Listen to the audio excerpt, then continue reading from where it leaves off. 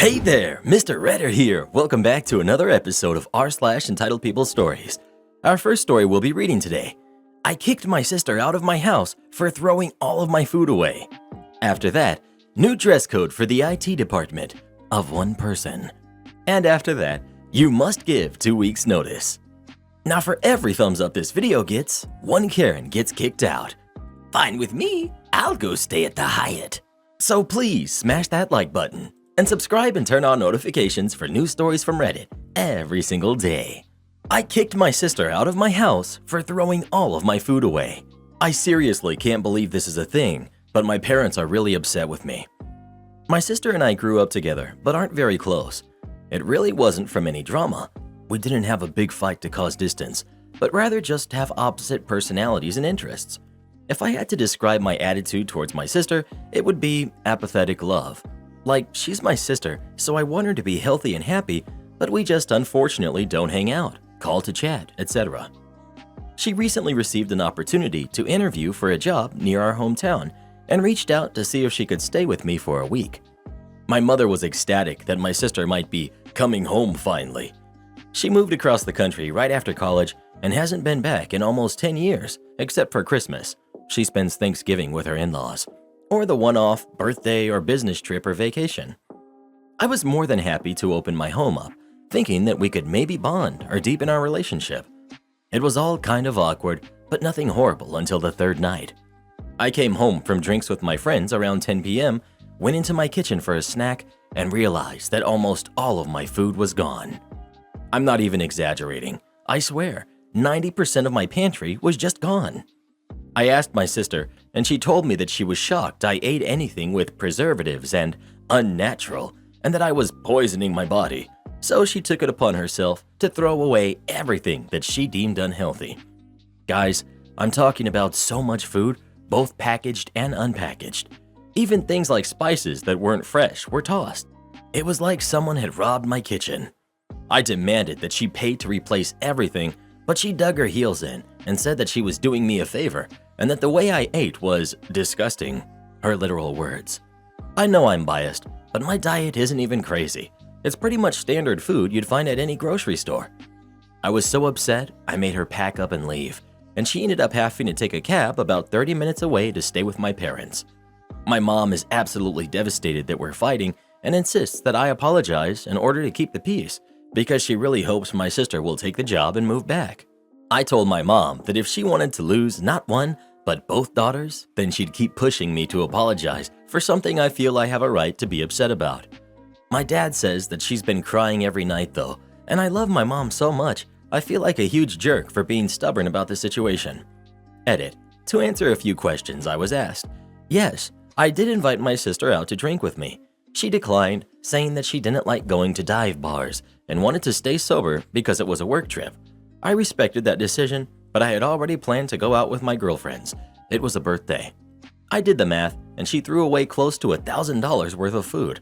I listed some items in a comment below, but it included dry pasta, ground beef, pre-cut veggies in a container, juice, canned soups, rice, chicken broth, leftovers, and even bread, because it was white bread. This isn't even close to the start of my list. Not the jerk. Your sister was a self-righteous jerk and was lucky she only got kicked out. I would have been tempted to call the cops on that crap. Not the jerk. But OP, your parents are literally telling you that they care more about the sister who moved away than the one who stayed. Do with that what you will. Spices can be hard to find and expensive depending on your tastes, and the food alone would cost hundreds of dollars. Get that money. Not the jerk. This is a hill I would die on. I can't imagine having to suddenly pay to replace all of my food, spices included. Never mind the wastefulness of tossing perfectly good food that could have been donated to a charity pantry. Your parents' anger is misplaced. I don't think they're angry at either of them. I just think they don't want to rock the boat and they think they're going after the easiest person to control. They should be angry at the sister, but keeping the peace is more important to them. I'm petty and in a mood. I'd sneak around to mom's house late at night and stealthily empty out her kitchen, then leave. Act all surprised when it's discovered next morning. When sister denies having done it, remind mom that sister had just done that to you and ask if your mom was going to kick her out or keep the peace now. For maximum petty points, ensure mom notices stuff in your kitchen that's exactly the same as what went missing from hers a few weeks later. Again, just act surprised and say, well, I guess it's not that much of a coincidence that I restocked my cupboards with the brands I'm familiar with growing up with you. Pity your other daughter didn't take after you like this, huh? New dress code for the IT department of one person. Backstory. Father-in-law works for a heavy equipment manufacturer, highway making equipment, machines for gold and gem mining, etc. The machines aren't really relevant to the story, only that they're big and scary enough that everyone is very strict about safety. Well, almost everyone. The company has one IT guy. He does everything from web admin to the ID badges to printer isn't working. So obviously he needs an office with a computer. The only problem is, most of his job is keeping the ancient assembly line machines on life support, so he's constantly on the factory floor fixing error code TI-86 on machine C137, etc. The problem. One day, one of the VPs of Sucking Up deigns to leave the plush veneer on the C-level suites to enter the plebeian office and takes great offense to the IT guy wearing jeans, boots, and a high-vis vest in their strictly suit and tie office.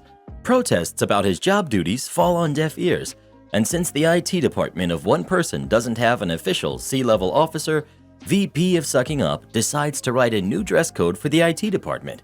Suit and tie at all times. No exceptions. IT guy shows up the next day in a suit and tie, tries to fix an error on the factory floor, and rightfully gets turned away at the door for lack of safety gear. He spends a few days in his office goofing off while the errors on the factory floor grow and grow. The fallout. Finally, around 3 a.m. one night, big production line X goes down. This is a huge contract for the company. The company might go under if this client goes elsewhere. As such, emergency procedures state all C-level executives and even the owner must be notified immediately if this line stops at any time for any reason.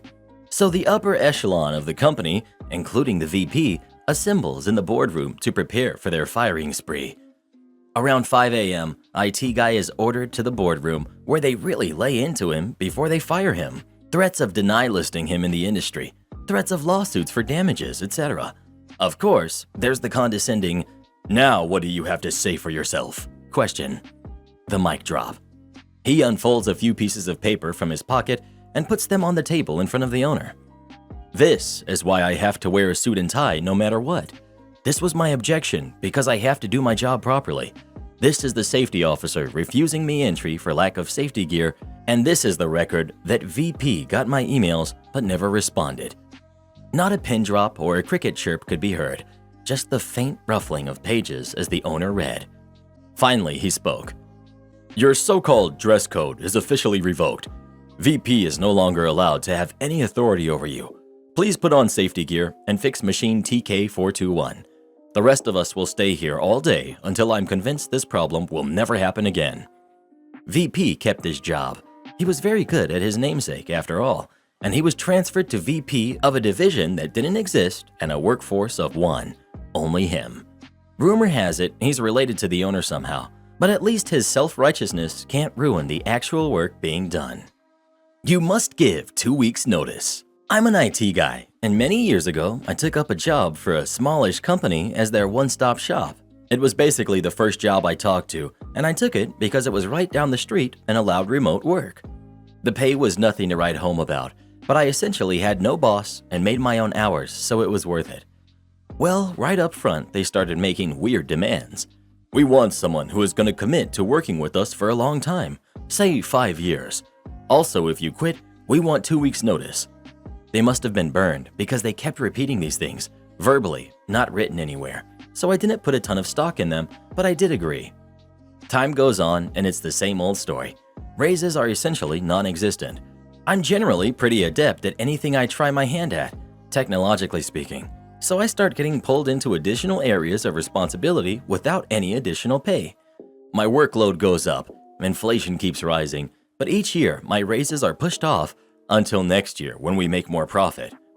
Even though I was able to demonstrate with hard figures that I was saving the company significant money and significantly reduced downtime, it wasn't rewarded appropriately. Meanwhile, I watched the owners go off to various beaches for 2-week vacations. Well, 6 weeks out from my 5-year anniversary, I get poached by another company with a significant pay bump and less responsibility. I thought about giving them the advance notice, but ultimately what made me stick to their policy of 5 years with 2 weeks notice was some disrespectful conversations the owner had had with me. I don't need to go into detail, but essentially, rather than professionally disagreeing over how some things were handled, he outright disrespected me. Additionally, I watched multiple 15 and 20-year career employees terminated with zero notice. The notice courtesy didn't extend both ways. Okay, fine. Then you can have your 5 years and 2 weeks notice. I waited 4 weeks after accepting my position with a new company before I told them. I give my notice and they start scrambling. In that company, it takes 2 weeks to make a simple decision, let alone hire a competent replacement for something important like an IT guy. They opt to go with a managed service provider, a company that provides IT services, rather than a single person like they had for decades. Given my experience with the owner and his personality, I knew this would not go well. I had prepared boatloads of documentation for all the systems and tried to turn it over to the MSP. They didn't want it, claimed it would be unreliable, and their systems could gather all the information they needed. I was there for 3 days while the MSP was gathering information, and they barely spoke to me. Okay, good luck, I said, as I gathered up all my documentation and took it with me on my last day. The owner grabs me on the way out. What would it take to get you to stay? How much do you want? Just name your price. Nope, I learned my lesson. If they don't pay you raises without the threat of leaving, then they don't value you, and they'll just use you as a stopgap while they find and train someone cheaper. The week after I quit, I start getting calls. They tried to replace hardware, and it failed, and nobody knows how to get into anything. They have to revert it back, and there's a bunch of downtime, and the MSP is doing a poor job. This continues for a few months. Hey, can you just jump on this call with us real quick so we can figure out what's causing this outage? Can you sit in on this vendor call and give us advice on replacement products? Can you do X and Y thing that the MSP cannot or will not do? Nope, I don't work there anymore. Sorry. The company goes so far as to send me a check in the mail, out of the blue, for IT services. I don't cash it. Eventually, they hire another single IT person to be on site full-time and do things their way. But at this point, he's lost critical continuity because he's only getting whatever turnover the MSP can provide, which is minimal. This also goes about as well as you'd expect given his lack of documentation and turnover. Lessons learned for the company. 1. If your people are doing a good job and you don't want to lose them, then show them that. Through pay or benefits, show them that. 2. You may not want to place strange constraints on length of employment or try to mandate the notice that employees give. Notice is a courtesy, not a right, especially if you don't reciprocate. 3. Other employees notice the way you treat your long-standing, loyal employees. 4. Be respectful. There is no reason to disrespect each other in a professional environment, especially. 5. Be sure you get all the documentation and turnover that you can. Am I the jerk for asking my daughter a question about job applications? I'm 53, male. My daughter is 27, female. I was on the phone with my daughter the other day as she is a PhD college student and long distance from us at the moment. We're all feeling frustrated and upset after the call, and I feel like I'm crazy, so thought I'd post in this sub since I read it on my work breaks anyways. Daughter is almost done with college and says she needs to apply for jobs this fall. Whenever we talk about jobs, my wife and I ask her where she wants to work, and she always just says, it doesn't work like that, and says she needs to just go wherever there are jobs available. Which is weird to me, because there are colleges in every state, so I say this. She says it's not like other jobs where you can just send in an application and that colleges need to be specifically hiring professors in her specialty, and then there is a long selection and interview process. So basically, she's just going to go wherever they hire her. This still didn't answer my question though, so I asked if she did have her pick, where would she go? And she said she doesn't even think about it, because it's not going to happen, so I get her hopes up thinking about a particular school. My wife says, so, if they were hiring in Hawaii or in Europe, that wouldn't be your dream job? And I said, what if she could get a job in the city near us? It's a major city with a number of universities, and we're only 20 minutes away. Or at her old college, an hour away.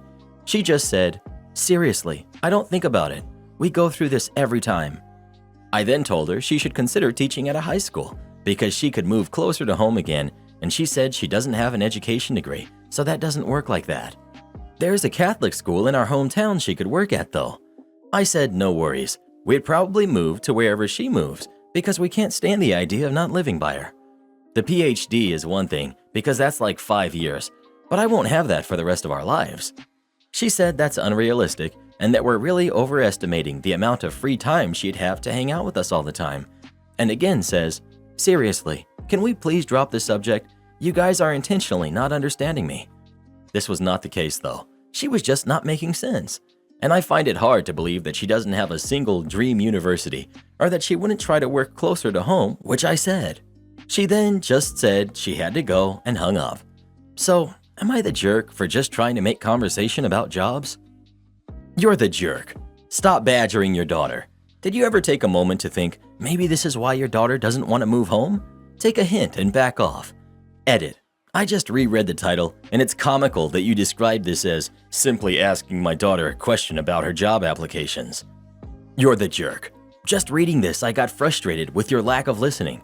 I can't imagine how frustrated your daughter feels having to repeat herself over and over again. She gave you an answer. Just because you don't believe it doesn't mean it's not true. You're the jerk. Talking to you sounds exhausting. She's explained that's not how it works, and that she's not getting her hopes up for any school because that's not how it works.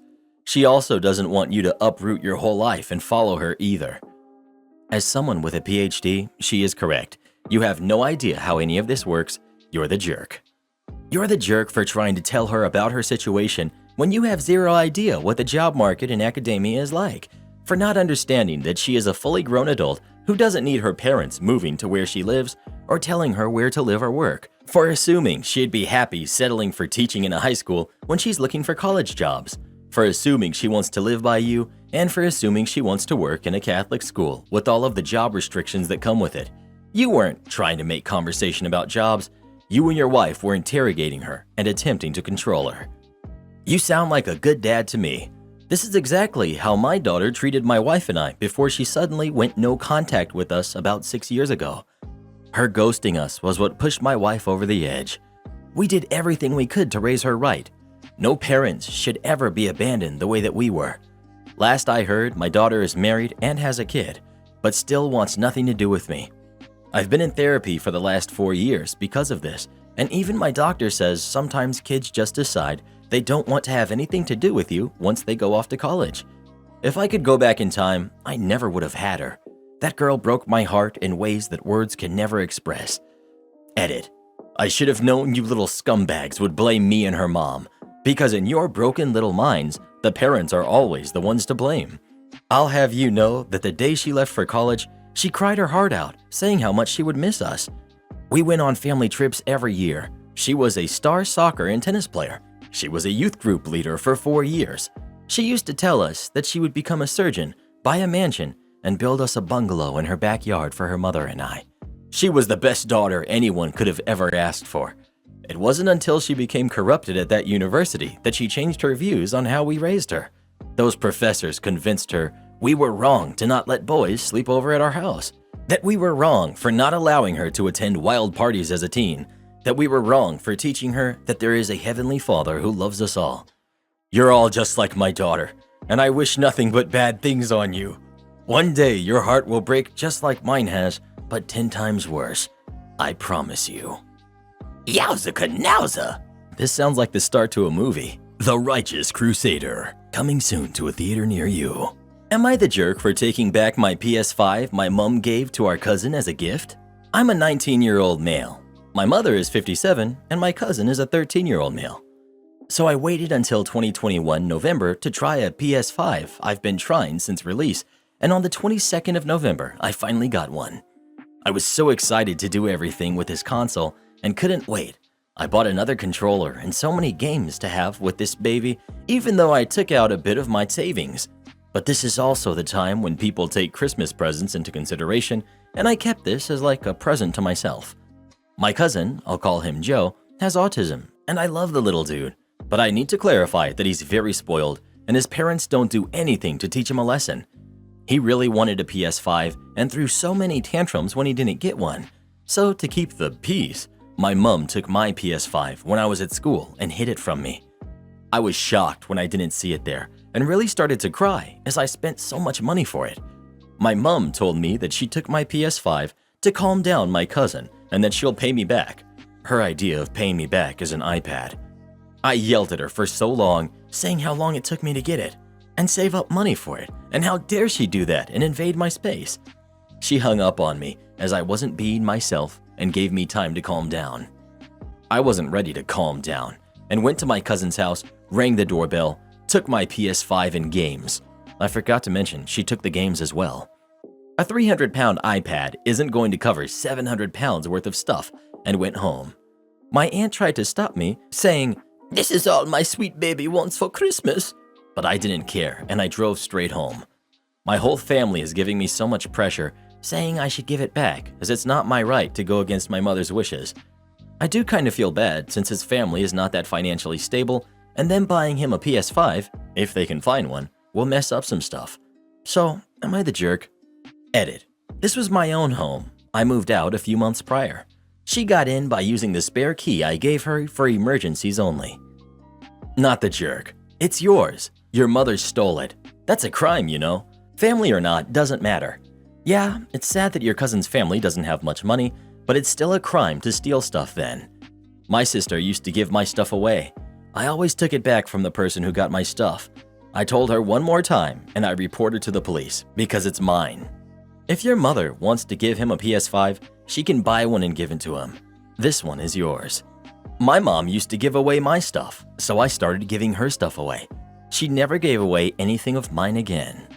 Not the jerk, but make sure you either take it with you or lock it up every time you leave, or she will give it back. I hate how family is like that. You work your butt off for the things you want, and they try to give them away. OP, I've put a lock on the room where I keep all my important things, so I don't have to go through it again. Won't pay overtime? Well then. I was a teenager working in a retail hardware store. This was the kind of old-fashioned store where the customer was greeted with, "May I help you?" and then work with them one-on-one to make sure to sell them what they needed and wanted. The boss was a boozer. He'd come to work in the morning, hungover and surly. He'd leave early to go hang out with his buddies at the Moose Lodge and drink. It was horrible working for him, but I stuck around because I truly loved the hardware store environment and learning from the tradesmen that were our customers. And as a 17-year-old, I relished in the role as a manager. In the summer, I worked full-time and then some. One week, I had put in over 60 hours. He came to me and tells me because I am a teen, I'm not allowed to be paid overtime. I challenged him on this because, hey, I'm not totally stupid. He finally tells me he'll pay me, but he was no longer going to pay me overtime, no matter how many hours I worked. I agreed and said no more overtime. Cue the malicious compliance. My scheduled hours did not change, opening to closing 6 days a week, 12 hours a day.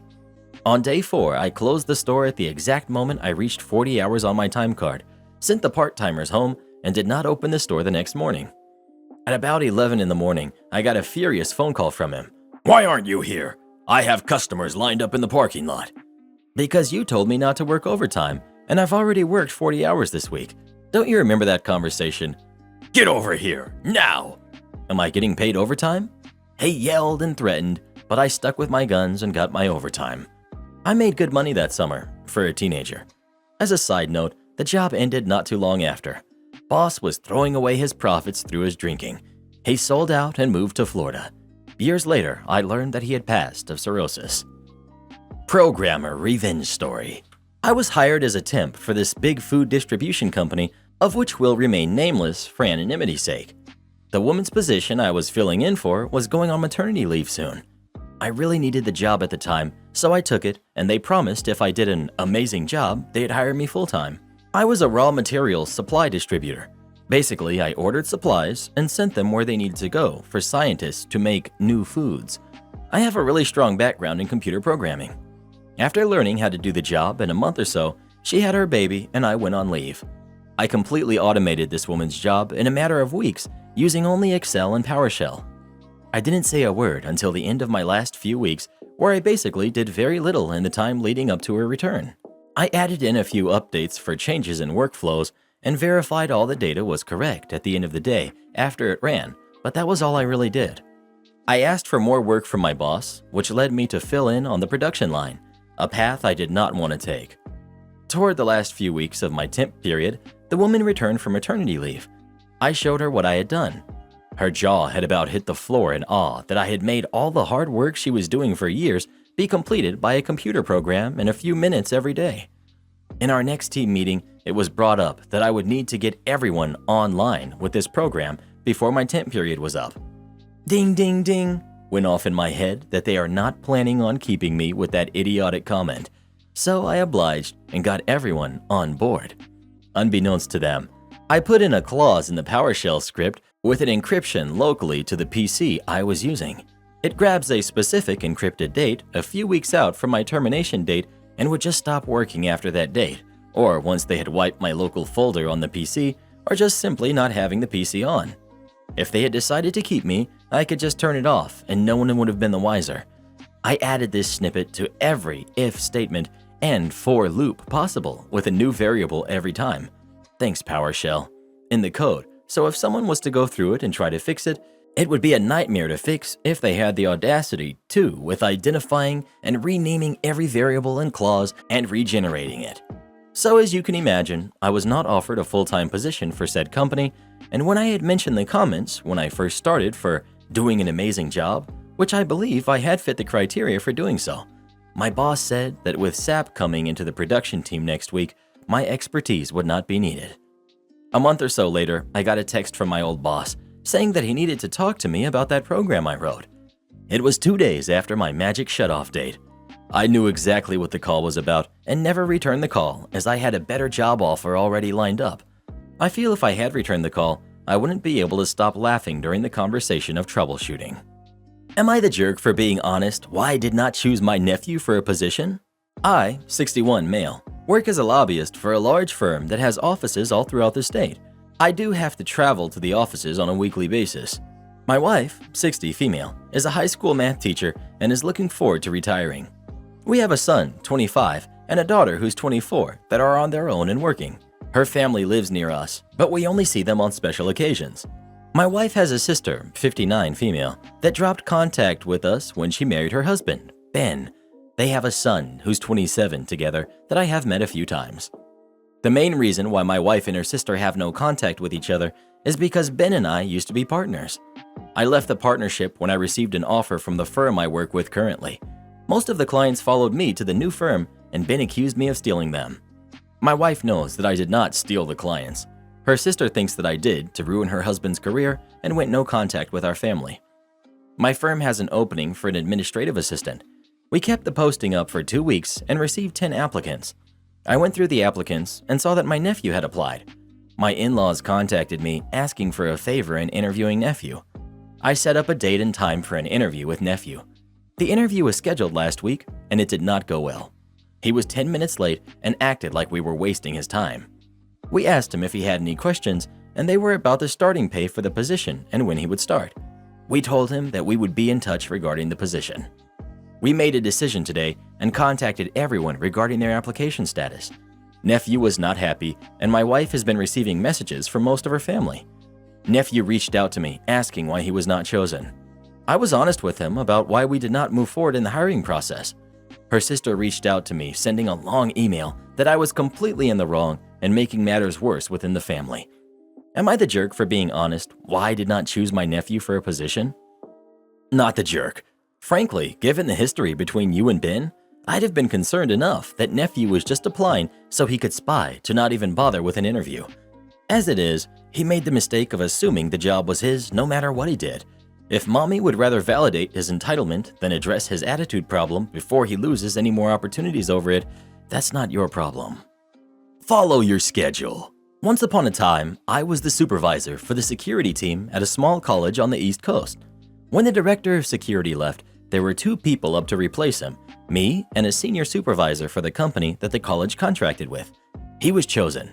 Okay, I can live with it. I had very little experience in the field and was only a supervisor because of my military experience. The company gave me a 15% raise to keep me there, which worked. The new director was a very hardworking, well-intentioned idiot. He did work hard, but he had no idea how to manage anything and was more concerned with finding projects that he could put on his resume than with what the team could realistically accomplish. Things that didn't get top billing on a resume didn't get much attention. Like, for example, scheduling. If you've never worked in security, it's a nightmare.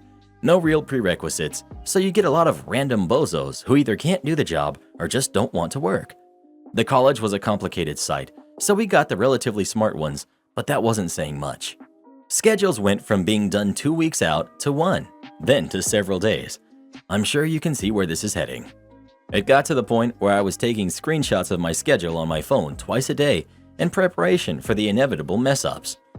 I started asking him about the schedule, which naturally annoyed him to no end, and the obvious snap response was, "Just check your schedule on the app."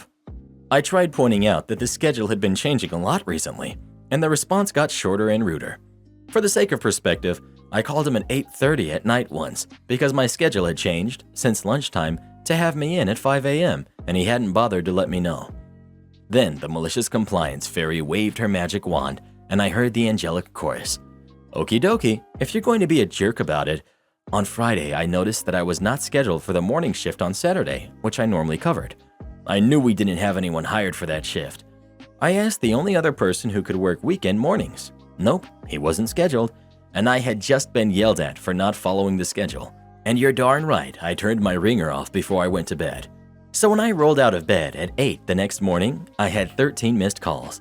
Most from ND, but 2 from his senior supervisor, and 1 from middle management at the company office. So ND, being a jerk, called in higher management when he couldn't get a hold of me. So naturally, I called back the most important people first. Why, no, company manager. I have no idea why ND would expect me to be there. I'm very conscientious about my schedule. In fact, let me send you this time-stamped screenshot of the schedule from last night. Well, of course, being the team player that I am, I will be happy to run in to cover the shift that ND had to get up at 5 a.m. for. So ND did himself in, and everyone knew because he called in his boss, and I got to sleep in and still got a half shift of that sweet, sweet overtime. Oh, and ND decided after 6 months that the job was too stressful, and I now hold the position. Incidentally, the first thing I do every week is make sure the schedule is done 2 weeks ahead. Support our channel by joining as a member today, and we'll give you a shout out in our next video. Or come watch this video next. You won't believe what Karen does in that one.